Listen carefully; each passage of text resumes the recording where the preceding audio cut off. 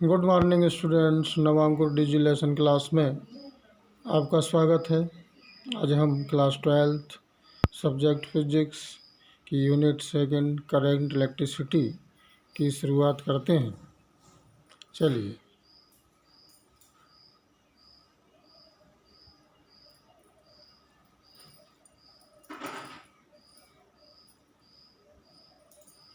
इसमें सबसे पहले पढ़ते हैं धारा विद्युत। विद्युत धारा इलेक्ट्रिक करंट यह क्या होती है। हम जानते हैं कि जब दो चालकों को आपस में जोड़ते हैं तो धनावेशों का प्रवाह उच्च विभव से निम्न विभव की ओर होता है, जबकि इलेक्ट्रॉन्स का फ्लो निम्न विभव से उच्च विभव की ओर होता है। इस प्रकार किसी चालक के किसी एरिया ऑफ क्रॉस सेक्शन से 1 सेकंड में जितना आवेश प्रवाहित होता है उसे उस चालक से बहने वाली विद्युत धारा कहते हैं। यदि किसी चालक के किसी परिच्छेद से स्मॉल टी समय में Q आवेश प्रवाहित हो तब विद्युत धारा I होती है आवेश बटे समय, यानी कि I equal to Q upon T. Electric current की जो SI यूनिट है वो होती है कूलाम पर सेकंड, जिसे हम एम्पियर भी कहते हैं, और इसे कैपिटल A से प्रदर्शित करते हैं। धारा एक स्केलर क्वांटिटी होती है, अदिश राशि होती है। इसके बाद हम पढ़ते हैं धारा घनत्व, करंट डेंसिटी। चालक के per unit area cross section से एकांक क्षेत्रफल परिच्छेद से होकर प्रवाहित धारा को परिच्छेद के उस बिंदु पर धारा घनत्व कहते हैं। इसे कैपिटल J से प्रदर्शित करते हैं। यदि किसी चालक में धारा I चालक के परिच्छेद क्षेत्रफल A से होकर फ्लो होती है तब क्रॉस सेक्शन के किसी बिंदु पर करंट डेंसिटी, जिसे हम J से रिप्रेजेंट करते हैं, वो होती है J equal to I upon A। यहाँ इसकी SI यूनिट होगी एम्पियर पर मीटर स्क्वायर। इसका डायमेंशनल फार्मूला होगा m0 L-2 T0 A1। यह एक सदिश राशि होती है जिसकी दिशा किसी बिंदु पर धनावेशों के प्रवाह की दिशा में होती है, अर्थात इलेक्ट्रॉन्स के फ्लो के अपोजिट होती है। इसके बाद हम पढ़ते हैं धारा तथा अनुगमन वेग में संबंध। माना कि डायग्राम में स्मॉल l लंबाई का एक कंडक्टर है जिसके area of cross section A है तथा इसके प्रति एकांक आयतन में पर यूनिट वॉल्यूम में इलेक्ट्रॉन्स की जो संख्या है वो स्मॉल n है। चालक का आयतन, यहाँ पर जो कंडक्टर है उसका वॉल्यूम होगा A into L, area of cross section into length. इस आयतन में इलेक्ट्रॉन्स की जो संख्या होगी वो होगी NaL। इस प्रकार एक इलेक्ट्रॉन्स पर जो चार्ज होता है वो E होता है, अतः इतने इलेक्ट्रॉन्स पर जो टोटल चार्ज होगा वो होगा Q इक्वल टू NaLe। अब यदि चालक को भी विभवांतर के सेल से जोड़ते हैं तब इलेक्ट्रॉन्स अनुगमन वेग यानी कि ड्रिफ्ट वेलोसिटी Vd से सेल के पॉजिटिव टर्मिनल्स की ओर फ्लो करने लगते हैं, बहने लगते हैं।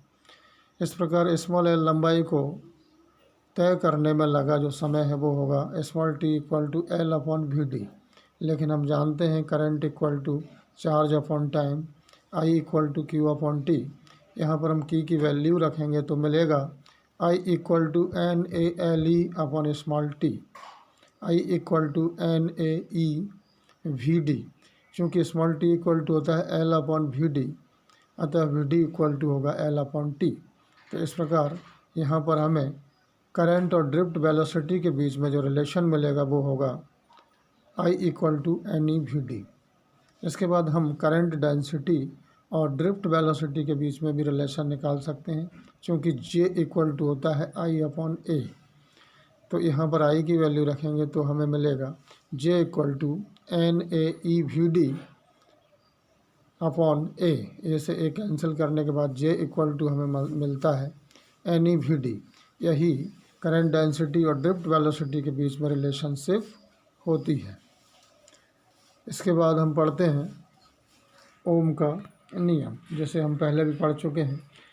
यदि किसी चालक की फिजिकल स्टेट, पार्टिकुलरली उसका टेम्परेचर चेंज ना हो, तो चालक के सिरों पर लगाया गया पोटेंशियल डिफरेंस उसमें बहने वाले करंट के डायरेक्टली प्रोपोर्शनल होता है, अर्थात भी अनुक्रमानुपाती आई या भी इक्वल टू आर आई।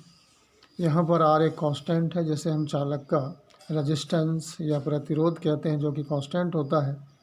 इस प्रकार आर का एसआई मात्रक हम बना सकते हैं यहाँ पर R equal to V upon I से, वोल्ट पर एम्पियर या ओम। इसे इसका जो एसआई यूनिट है उसे ओम कहते हैं। यहाँ पर कैपिटल आर का जो डायमेंशनल फार्मूला है वो बनेगा M1L2T-3 A-2। इसके बाद हम बात करते हैं चालक के प्रतिरोध को प्रभावित करने वाले कारक, factors affecting the resistance of a conductor. First कारक है चालक का पदार्थ। जिस पदार्थ में फ्री इलेक्ट्रॉन्स का नंबर ज़्यादा होता है उसका प्रतिरोध कम होता है। चालक की लंबाई अधिक होने पर रेजिस्टेंस अधिक होता है, अर्थात R is directly proportional to, यानी कि लंबे कंडक्टर का रेजिस्टेंस अधिक तथा छोटे कंडक्टर का रेजिस्टेंस कम होता है। चालक का area of cross section capital A, जो रेजिस्टेंस है वो चालक के एरिया ऑफ क्रॉस सेक्शन के इन्वर्सली प्रोपोर्शनल होता है, अर्थात व्यतक्रमानुपात होता है। क्रॉस सेक्शन कम होगा तो रेजिस्टेंस ज़्यादा होगा, क्रॉस सेक्शन अधिक होगा तो रेजिस्टेंस कम होगा, अर्थात मोटे वायर का जो रेजिस्टेंस है वो कम होता है।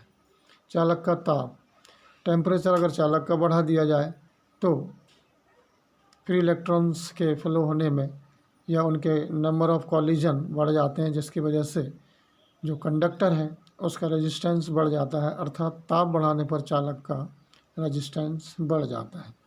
इसके बाद बात करते हैं हम विद्युत चालकता, इलेक्ट्रिकल कंडक्टिविटी। किसी चालक के रेजिस्टेंस के रेसिप्रोकल को या उसके व्यतक्रम को विद्युत चालकता कहते हैं। इसे स्मॉल जी से प्रदर्शित करते हैं, अर्थात small ji equal to 1/r। इसकी जो एसआई यूनिट है वो होती है ओम इनवर्स या साइमन। इसका डायमेंशनल फार्मूला होगा M-1L-2T3A2। इसके बाद हम पढ़ते हैं विशिष्ट प्रतिरोध या प्रतिरोधकता। जैसा कि अभी हमने ऊपर पढ़ा कि जो कंडक्टर होता है उसका रेजिस्टेंस उसकी लेंथ के डायरेक्टली प्रोपोर्शनल होता है और उसके एरिया ऑफ क्रॉस सेक्शन के इन्वर्सली प्रोपोर्शनल होता है। इन दोनों रिलेशंस को हम अगर कंबाइंड करके लिखते हैं तो हमें मिलता है R is directly proportional to L and inversely proportional to ए।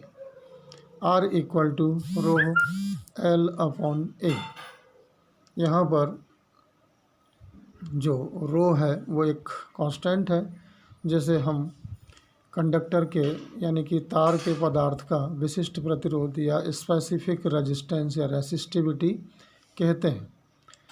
इस प्रकार यदि इक्वेशन 1 में L इक्वल टू 1 मीटर और A इक्वल टू 1 मीटर रखा जाए तो हमें मिलता है R इक्वल टू रो, अर्थात किसी पदार्थ का विशिष्ट प्रतिरोध उस पदार्थ के 1 मीटर लंबे तथा 1 metre square area of cross section वाले तार के प्रतिरोध के बराबर होता है। इसकी जो एसआई यूनिट है वो हम इक्वेशन 1 से निकाल सकते हैं। रो का जो एसआई यूनिट होगी वो होगी ओम इंटू मीटर। इसका जो डायमेंशनल फार्मूला है वो होगा M1L3T-3 A-2। इस प्रकार हम स्पेसिफिक रेजिस्टेंस के बारे में समझ सकते हैं। इसके बाद बात करते हैं फ्री इलेक्ट्रॉन मॉडल से ओम का नियम। फ्री इलेक्ट्रॉन मॉडल से हम ओम का नियम भी equal to R I prove करते हैं। माना कि डायग्राम में एक कंडक्टर है जिसकी लेंथ स्मॉल एल है, इसका area of cross section capital A है, इसके पर यूनिट वॉल्यूम में फ्री इलेक्ट्रॉन्स का जो नंबर है, संख्या है, वो है स्मॉल एन। इसके सिरों पर पोटेंशियल डिफरेंस भी लगाने पर इसमें करंट आई फ्लो होने लगता है। कंडक्टर के किसी पॉइंट पर जो इलेक्ट्रिक फील्ड इंटेंसिटी होगी वो होगी E equal to V upon L, E equal to potential difference upon length. विद्युत क्षेत्र E के कारण, इंटेंसिटी E के कारण जो फ्री इलेक्ट्रॉन्स हैं उन पर जो फोर्स लगेगा वो लगेगा F इक्वल टू ई ई। इस पर जो फोर्स लगेगा वो उच्च विभव की ओर लगेगा, F इक्वल टू ई ई।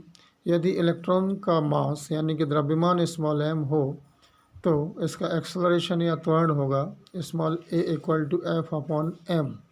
यहाँ हम f की वैल्यू रखेंगे तो हमें प्राप्त होगा a equal to E capital E upon m या ई भी अपॉन ml। माना इलेक्ट्रॉन प्रारंभिक वेग का शून्य है इसका, यानी कि E इक्वल टू 0, और श्रांतिकाल small t equal to tau में इसका जो ड्रिफ्ट वेलोसिटी है वो बढ़कर हो जाती है vd। श्रांतिकाल यानी कि दो क्रमागत टक्करों के बीच में इलेक्ट्रॉन्स के द्वारा जो टाइम लिया जाता है उसे हम श्रांतिकाल या रिलैक्सेशन टाइम कहते हैं। इसे हम टाउ से प्रदर्शित करते हैं। सपोज करते हैं कि श्रांतिकाल यानी कि रिलैक्सेशन टाइम में इसकी जो ड्रिफ्ट वेलोसिटी है vd हो जाती है। अतः हम equation v equal to U plus A T से आगे बढ़ते हैं तो v के प्लेस पर रखते हैं vd, u इक्वल टू यहाँ 0 होगा और a की वैल्यू ई भी अपॉन ml और यहाँ t के प्लेस पर रखेंगे टाउ। इस प्रकार हमें vd की जो वैल्यू मिलेगी यानी कि vd इक्वल टू हमें मिलेगा ई भी टाउ अपॉन ml। इसे इक्वेशन नंबर 2 सपोज करते हैं। चूँकि हम पहले पढ़ चुके हैं करंट और ड्रिफ्ट वेलोसिटी में क्या रिलेशन होता है, I equal to N E A V D. Equation 3 से vd की वैल्यू हम इक्वेशन 3 में हम vd की वैल्यू रखते हैं तो हमें मिलेगा I equal to N E A E V tau upon M L. I equal to N E square A tau V upon M L, या इसको हम लिख सकते हैं v equal to M L N E square A tau into I, v equal to R I. चूँकि यहाँ पर small M L upon N E square A tau यहाँ पर एक कांस्टेंट है जिसे हम कैपिटल आर से रिप्रेजेंट करते हैं तथा इसे रेजिस्टेंस कहते हैं। तो इस प्रकार हम लिख सकते हैं यहाँ पर v equal to R I. यही ओम का नियम होता है, ओम का लॉ होता है, जिसे हम फ्री इलेक्ट्रॉन मॉडल से प्रूव कर सकते हैं। आज के डिजी लेसन में इतना ही, शेष अगले डिजी लेसन में। Thank you very much.